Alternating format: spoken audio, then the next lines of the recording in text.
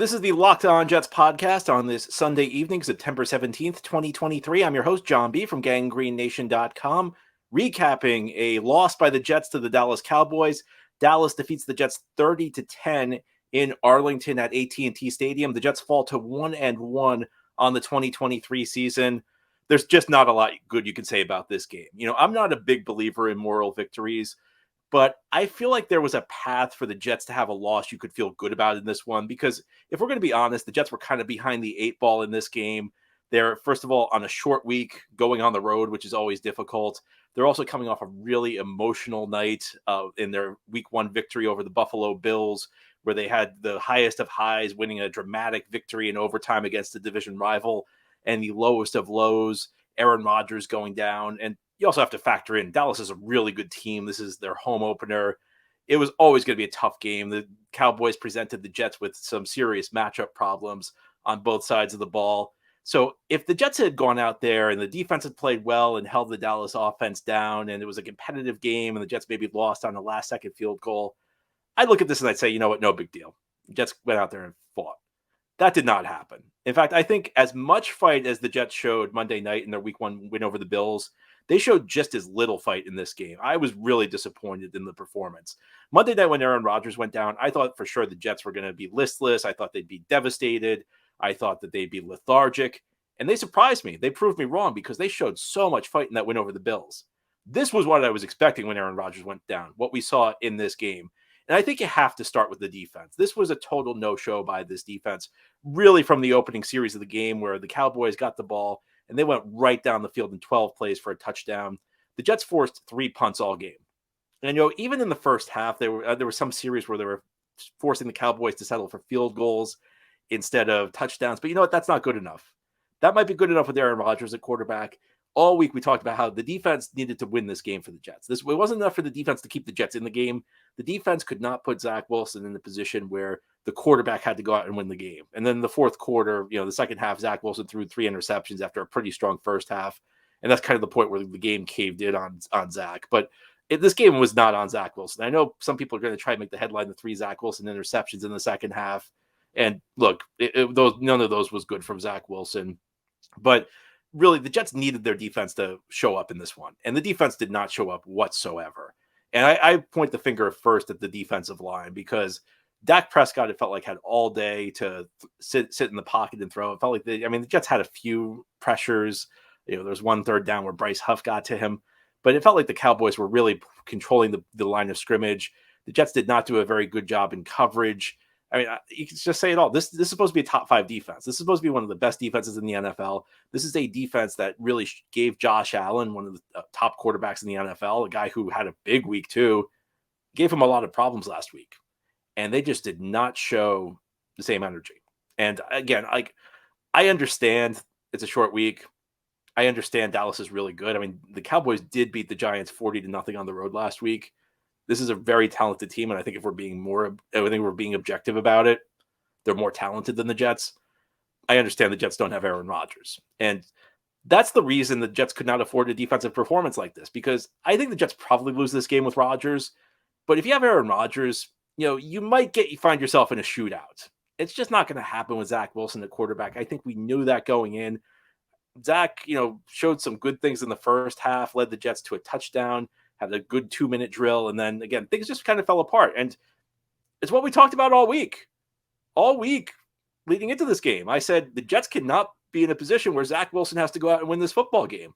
And when Zach Wilson was in a position where he was managing the game, where the score was close in the first half, he showed some things. In the second half, where it was pretty much Zach Wilson has to go be the hero, that's where everything fell apart for him. And if this team's going to win games, the defense needs to play better. In fact, it got to a point in the second half of this one where there was like a part of me that was maybe hoping maybe Dallas would run the score up a little bit, just so maybe that would be a motivating force going forward for this team, because you just can't win when you get defense like that. And there are lots of places you can point. And I understand there are lots of guys who did not play well in this game, but a lot of them are on the defensive side of the ball. The Jets just did not get an effort that is going to win games from on a team that's going to be led by its defense, a team that's, just trying to work around the quarterback position. You go out and force 3 punts. You get one stop in the first half. It's just not a recipe for success. And I'm going to go a little bit deeper, though, because I think that beyond the players who executed terribly in this game, the game plans on both sides of the ball were really lacking. I think Nathaniel Hackett, I think Jeff Ulbrich, I think Robert Saleh deserve a lot of criticism for the way that they approach this game. And we'll get into that a little bit more as we continue this Sunday game recap edition of the Locked On Jets podcast. Today's episode of Locked On Jets is brought to you by LinkedIn. These days, every new potential hire can feel like a high-stakes wager for your small business. You want to be 100% certain that you have access to the best qualified candidates available, and that's why you got to check out LinkedIn Jobs. LinkedIn Jobs helps you find the right people for your team faster and for free. It was an ugly performance by the New York Jets Week 2 in Dallas. You have too many of those in the NFL, you're going to be looking for a new job, and teams are going to be looking for replacements. Well, in the NFL, you don't really need LinkedIn. You have a Rolodex of candidates for each job. You have a scouting staff to find players, but things aren't so easy for your small business. And it's easy to create a free job post on LinkedIn Jobs. Then you add the job and the purple hashtag hiring frame to your LinkedIn profile to spread the word that you're hiring. Simple tools like screening questions make it easy to focus on candidates with just the right skills and experience so you can quickly prioritize who you'd like to interview and hire. This is why small businesses rate LinkedIn Jobs #1 in delivering quality hires versus leading competitors. LinkedIn Jobs helps you find the qualified candidates you want to talk to faster. Post your job for free at linkedin.com/lockedonnfl. That's linkedin.com/lockedonnfl to post your job for free. Terms and conditions apply. Today's episode of Locked On Jets is brought to you by FanDuel, America's #1 sportsbook. Right now, new customers can get $200 in bonus bets guaranteed when you place a $5 bet. So you can snap into action this NFL season with FanDuel, America's #1 sportsbook. Well, I certainly hope you did not put money down on the Jets in that game. The Jets were getting 9 points as the underdog on the road with Zach Wilson at quarterback, and they lost by 20. So hopefully if you bet the Jets, you got at least 21 points. I think that's probably unlikely. But at FanDuel, again, $200 in bonus bets, win or lose with a $5 bet. And if you've been thinking about joining FanDuel, there's no better time to get in on the action. The app is super easy to use, and there's a wide range of betting options, including spreads, player props, over-unders, and more. So visit FanDuel.com/lockedon and kick off the NFL season. FanDuel, official partner of the NFL. This is the Locked On Jets podcast on this Sunday. We're talking about a New York Jets loss as they fall to the Dallas Cowboys 30-10 in Arlington, Texas at AT&T Stadium. A dismal performance by the Jets defense, but I think also a dismal performance by the coaching staff. And whenever a team loses, the coaching staff's kind of the low-hanging fruit, particularly the game plan, the play calling, because if a play doesn't work well, people always say the play calling was bad. And that's not always necessarily the case. More frequently, it comes down to the guys just not executing. But I think there were some major, major issues with what both Nathaniel Hackett and Jeff Ulbrich did in their game plans. I mean, you can start on the offensive side of the ball with Nathaniel Hackett. Breece Hall got 4 touches in this game. The best player on the offense got the ball 4 times. That makes no sense to me. I understand Breece is coming back from an injury. I understand you keeping him on a pitch count. We know from last week that pitch count is not 4 touches. Hackett got away from what they should have been trying to do on offense. There were some very bizarre plays early in the game. They came out really conservative. And I mean, it's one thing to be conservative. It's another to be like, you can be safe, but at least throw a little creativity into your play calling. Hackett was not doing that at all. And that included a bizarre 3rd down quarterback sneak where it was not an inches situation and the Jets did not pick it up. Really awful. I just think an awful game plan by Nathaniel Hackett. We all know that the Jets run blocking on the offensive line is better right than it is left. Well, Breece Hall had 4 carries. 3 of them were left. Dalvin Cook had 4 carries. 2 were right, 2 were left. You should run more to the side where you're strong at run blocking. The Jets did not do that. And that leads me into just the most inexplicable thing. And that is the way the Jets handled Micah Parsons with Dwayne Brown, who got destroyed. I mean, I don't think there's any other way to put it. I almost felt bad for Dwayne Brown, a guy who played hurt last year, a guy who's clearly at the end of his career, a guy who in his prime may have been able to handle Micah Parsons, but could not in this game. It was just snap after snap of Dwayne Brown going out there getting annihilated by Micah Parsons, and Hackett had no answers for it.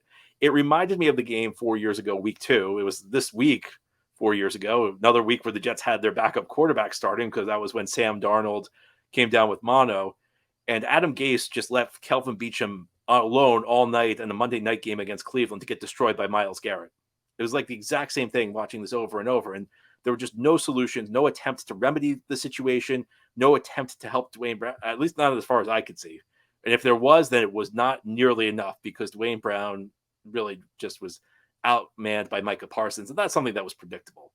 One of the things you have to try and balance out here is the Cowboys have a lot of talented players. So on some plays, it's not just the Jets are failing to execute. It's that guys are making plays. I mean, there was a play early in the game where Micah Parsons kind of ran a little bit of a loop where he engaged with Brown and then looped around the center. And there was nothing the Jets could really do. They were just in the wrong protection, which, again, goes back to what the game Hackett called. And I think there were too many times where the Cowboys kind of had the Jets checkmated. So I think it was clear that the Cowboys play callers were a step ahead of what the Jets were doing. But I think that was also true on the defensive side of the ball with Jeff Ulbrich. I mean, lots of times CeeDee Lamb gets into a favorable matchup. A couple times he gets lined up against linebackers. And, there was one play that really stuck out to me about Ulbrich. And it was in a situation where the Jets, in fairness, got two bad calls that went against them on this series. And that was a touchdown drive the Cowboys had in the second quarter, where twice the Jets got called for very suspect roughing the passer penalties, one of which against John Franklin Myers extended the drive. The Jets would have held the Cowboys to a field goal, but the Cowboys had 3rd and goal from the 11-yard line. And Ulbrich blitzes and leaves Brandon Echols one-on-one, and Echols gets called for pass interference.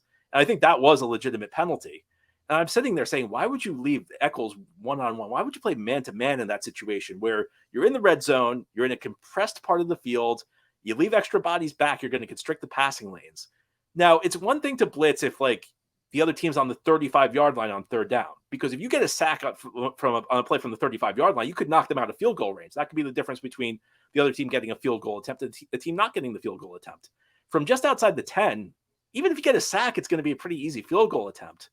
And the Jets are built around their defensive line. And I understand, you can get a little carried away with talking about a single play call, but that kind of represented to me just how backwards this game plan was on both sides of the ball from the Jets. And look, when the team comes out and plays such a lethargic game on both sides, I mean, I think the coaches have to take some of the blame anyway, but the game plans had so many holes in them. And I'm usually one who warns against getting too carried away, blaming the coaches for game plans, because most of the time I think it's really, do the players execute or do they fail to execute? But there were just too many things that made no sense in these game plans for me to absolve the coaching staff.